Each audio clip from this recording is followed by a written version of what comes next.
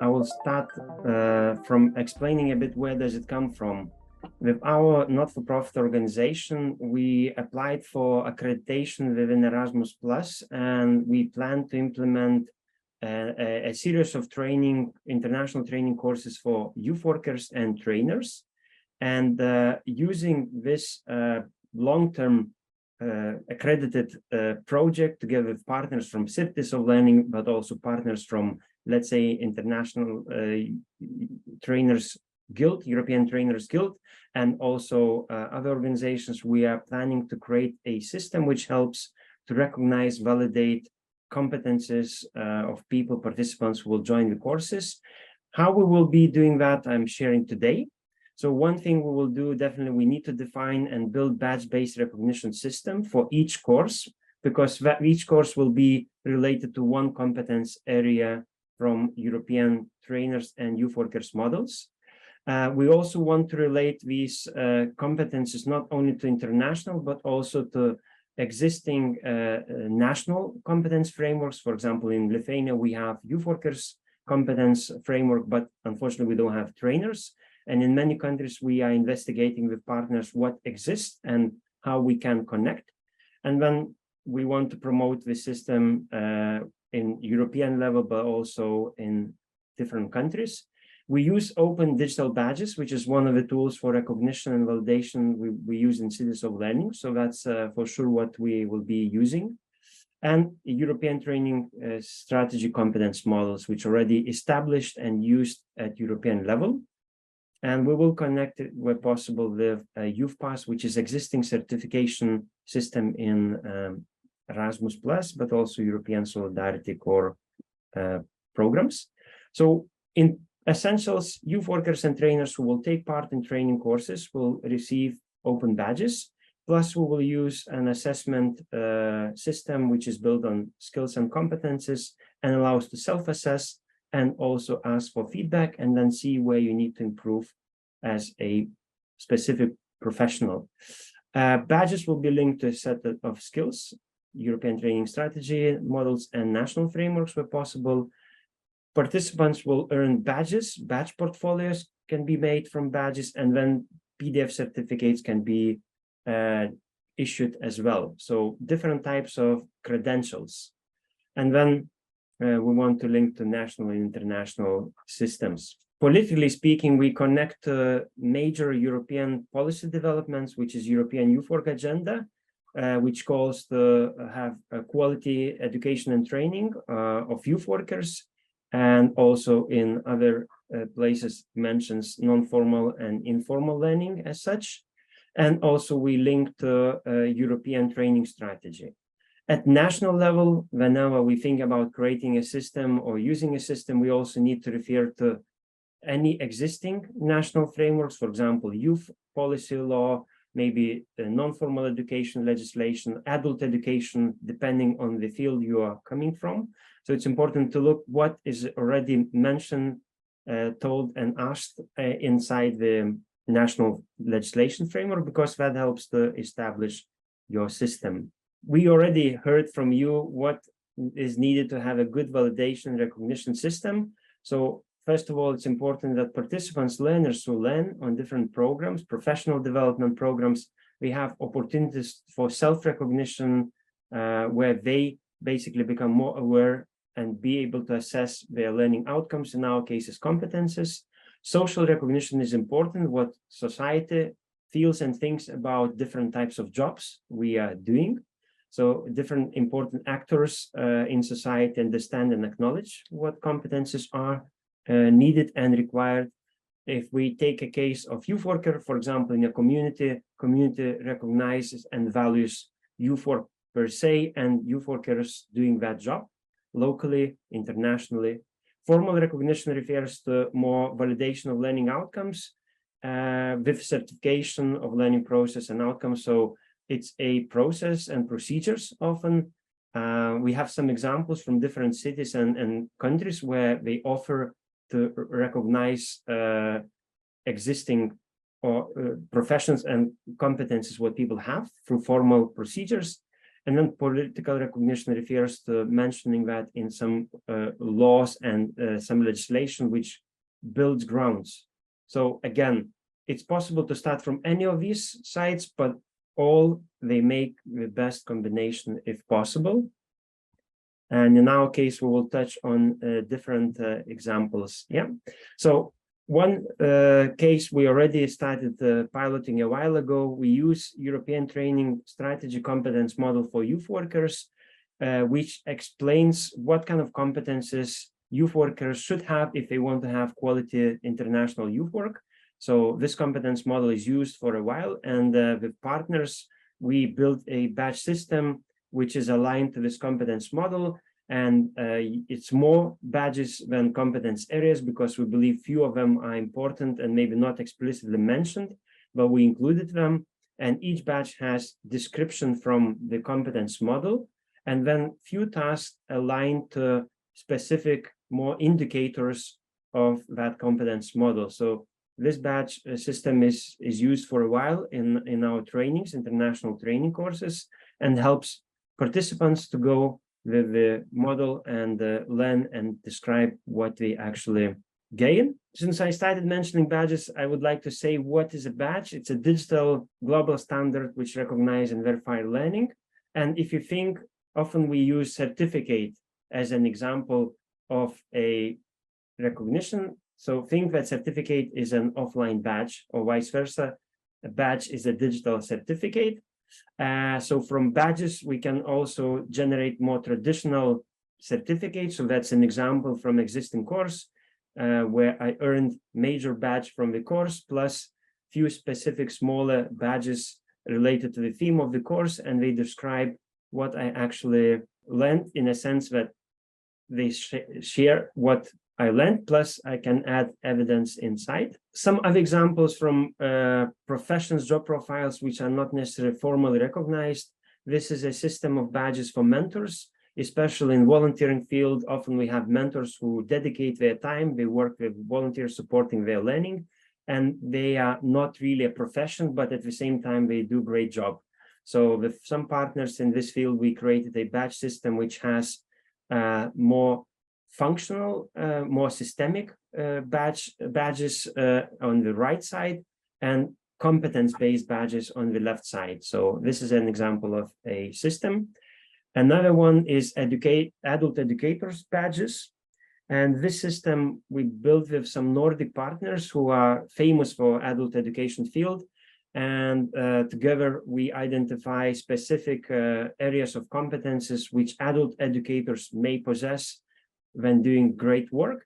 And one more step we try to do is to align badges to European qualification framework levels, which enables us to kind of compare badges earned in different countries, because systems, again, are different and may be equal at some levels. What we think that also for youth workers and trainers, competence models, which are at the moment are European, they should be also compared to existing national frameworks, if that's true, yeah, if that's possible. Building further, so that was before all about what we can offer to participants. So first of all, look at their learning path and look where they are, what they do, and how good they do with different competences. But actually, value is created and constructed from different perspectives. So the ones who offer recognition from our side as organizers of different training and qualification courses, we bring some value. Then there is a participant value, so learner value, how they perceive everything. Then how the whole process was happening, journey value. So how actually someone who undertook journey, how it is valued. And then at the end of the day, who will see certificate or badge, they will add their perception to everything. So it is constructed. It's not one-way solution, and it gets more complex. So in order for us to showcase quality and certain alignment to standards, what we plan to introduce and use, it's a 360-degree assessment. So here you see an example of a trainer's competence model, which is, again, already well-defined at European level.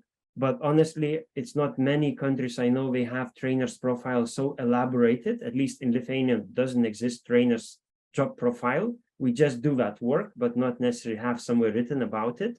So these are competence areas for being a good trainer, professional quality service provider.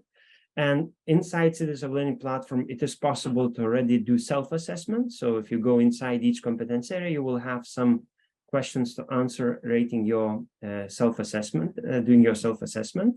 The way it looks, you first start from sub-competences, identifying how competent you are in specific sub-competence, and you can highlight certain qualities from the list. So that's one part, self-assessment. Second part, it's you can ask for feedback. So people who you work with, participants, contractors, or your team members, they can give you feedback on the same model, the same competences. So over time, you can get quite some reviews if you do it consistently. And that gives you certain data about you performing competences in action. And this is what we actually created as a tool with International Youth Work Trainers Guild and other partners contributing to the development. So when you have two sides, your self-assessment, which is indicated as a small line on graph, you can compare the what other people giving you as a feedback to see where you want to maybe improve, or maybe you get your confidence that you are doing quite well. And in addition, the solution helps also to identify more specific areas for improvement. So let's say somebody was suggesting to me, because that's from my side, that I need to dare to improvise and adjust to known and unpredicted situations. So it seems that 56 people from all I worked in my life, they said that's where I should prioritize for my development. Plus, I myself marked that that's important development I need to take. Yeah. So these are the examples of how the system can help to work on your professional competences. And any type of competences right now possible. So we have built already for life competences, green competence, entrepreneurship competence. So besides of professional job competences, you can also look for same system to use for other competences. What's important also in building recognition system for us, it's identifying right stakeholders who can help us to build a better system. Some examples for professional associations and guilds. Already at European level, we collaborate with 2 of them at least. And on national level, we want to collaborate with any national organization uniting either youth workers or youth work organizations or trainers or adult educations. We also want to collaborate with national youth and adult education departments under some ministries. For example, in Lithuania, youth worker certification system is owned and coordinated by our national youth department. So clearly we want to talk to them and find ways how international training courses, which we will be providing, can be accounted and included in the national youth worker certification system, which at the moment, intercultural competence is not necessarily a priority, but at the same time, we believe that it's necessity in Europe, at least, because we work with diverse cultures and intercultural communities. Employers and their associations could be another example. Could be community interest groups and networks, more informal, especially when we talk about more local level. Can be also training and qualification centers, which already implement some sort of validation of competences or qualifications. And of course, formal education institutions who may be interested in giving some credits or recognition to what we are developing in terms of learning. And here I would like specifically mention micro-credentials, because that's a new emerging thing in the whole recognition field, and a lot in higher education, formal education, also in workplace. We start to hear more and more about micro-credentials, which actually suiting very well for short-term learning experiences, which we want to provide in youth workers training and trainers training for certain specific time and competence themes. They are flexible, which means people can choose to take only parts of it, and they help to develop skills, knowledge, and competences for personal or professional development. So by definition, we want to issue in our courses for youth workers micro-credentials, because then we can speak to formal education system with the same language, using digital badge as a tool. And I think something that's what we want to introduce more and more in the youth work and training field, as well, perhaps in adult education, that we should say and acknowledge we are issuing micro-credentials. I think that's important message I want to share, because there is no reason for me to say we don't do that. By definition, we do. And then something else, in places, countries where it's difficult to achieve formal and legal recognition, we want to practice and implement endorsements, which is a different type of recognition. It's not somehow formalized in a sense of legal laws or systems, but it's rather based on giving public approval and support, in our case, badges, means certificates, and it shows that some other organizations, institutions trust, gives visibility and creates new opportunities for people who earn something from our programs. Yeah, some examples, if we have international professional guilds and networks, they may endorse training programs for youth workers to benefit and learn from opportunities, or it could be someone who is potentially wanting to hire somebody from the course. They can express, if you come with certain badges or certificates, we are ready to work, because it's a sign of professional training. So these are examples of endorsements. And technically speaking, again, we have tools already on Cities of Learning platform, and we are planning to implement, especially in countries, places where maybe formal institutions are a bit reluctant on recognizing something which is international and not necessarily willing to do that. Finally, tools to mention, we have a Cities of Learning platform, which is also web-based, and we have a badge wallet, and we have integrated all skills and competence frameworks.